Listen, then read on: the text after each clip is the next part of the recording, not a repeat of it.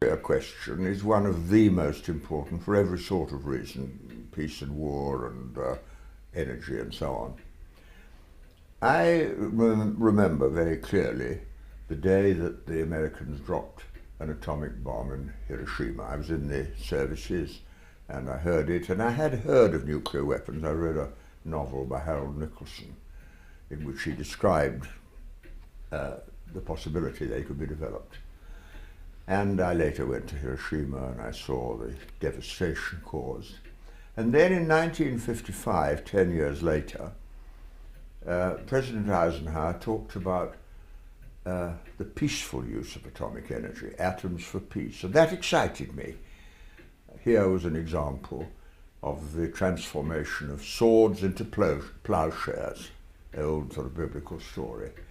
And I became a passionate supporter of nuclear power and advocated it. And my view on that changed, and it changed because of experience. I was told, and I said, nuclear power is cheap, it's safe, and it's peaceful. And I discovered by experience none of that was true. It isn't cheap if you include the cost of the research and the storage of nuclear waste, a problem that has not yet been fully resolved. It wasn't safe if you looked at Chernobyl and 3 Mile Island and Windscale.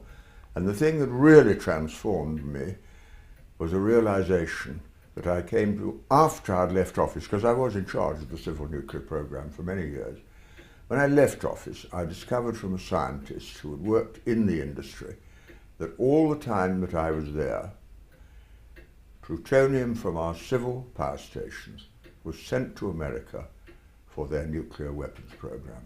So every civil power station, every Atoms for Peace power station was a bomb factory for the United States. And that transformed my view completely.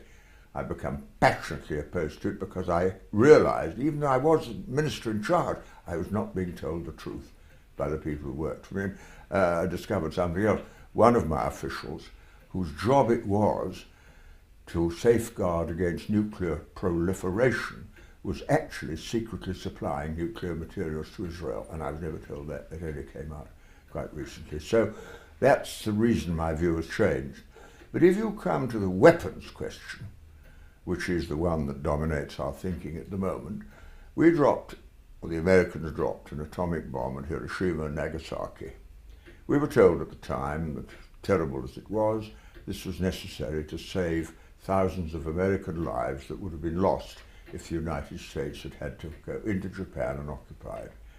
I discovered when I went to Hiroshima later that that was a lie. Japan had offered to surrender before the atomic bomb was dropped. The only condition they made was that the emperor would remain. Well, the Americans wanted that anyway because they didn't want Japan to go communist, which it could have done.